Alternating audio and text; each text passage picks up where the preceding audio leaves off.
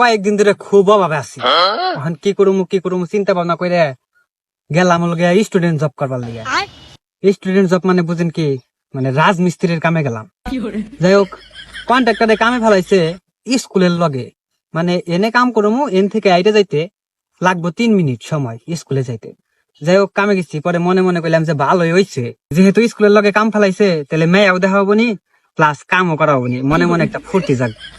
পরে যাই হোক, কামে গেছি, দিছি লগে বাড়ির সামনে মাসা বাইরে, মানে এমন জায়গায় কাম প্লাস্টারের হয়েছে গিয়া, ওই থেকে আর রাস্তা দেখা যায় না, মেয়ে তো দেখুন দূরের কথা। রোদ্রের মধ্যে জীবনটা একবারে সাদা কালো হয়ে গেছে কাম করতে করতে। যাই হোক, 9টা নেই 9:30 বাজে, ওই সময় হয়েছে গিয়া ওই বাড়িতে থেকে একটা মেয়ে বেড়াইছে স্কুল ড্রেস পরা।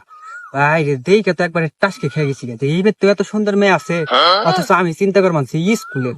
কি করুম পরে হ্যারে ডাক দিছি, কইছে এই যে শুনেন, খুব গরম লাগছে, এক গ্লাস যদি পানি খাওয়াইতেন খুব খুশি হইতাম। পরে করলো কি, একটু মেজাজ খারাপ করে পানি আনবার গেল, পরে পানি ডাইনা দিল। পরে আমি কইলাম যে দেখেন, এই রোদ্রের মধ্যে কাম করে তো জীবনটা একবারে সাদা কালা হয়ে গেছে গা, আপনারা দেখে মনের মাঝে কেমন জানি একটু রঙের ছিটা লাগছে। পরে মেয়ে কয় মানে, পরে কইছি যে দেখেন, আবার রাগ করেন না, আমি হচ্ছি গিয়ে সলিড পোলা, মুখ দিয়ে যা কই সত্যি কথাই কই, আর কোনো কিছু গোপন করি না। আপনার দেখে মনে হইলো এই পর্যন্ত যতটি মেয়ে দেখছি সবটির থেকে আপনি বেশি সুন্দর, এই কারণে কথাটা কইলাম। আবার বাড়িতে যায় বিচার দিলেন না কিন্তু। পরে মেয়ে মুস্কি হাসি দিল, মুস্কি হাসি দিয়ে গেল গা। মিস্ত্রি আমার কয়, ওই তুই কি কস? পরে কইছি দেখ কি কমু কন, ওখান পর্যন্ত সিঙ্গেল থাকতে কি ভাল লাগে, খালি কামড়ায়। এই কারণে মেয়ের একটু পাম দিলাম, যদি পটে।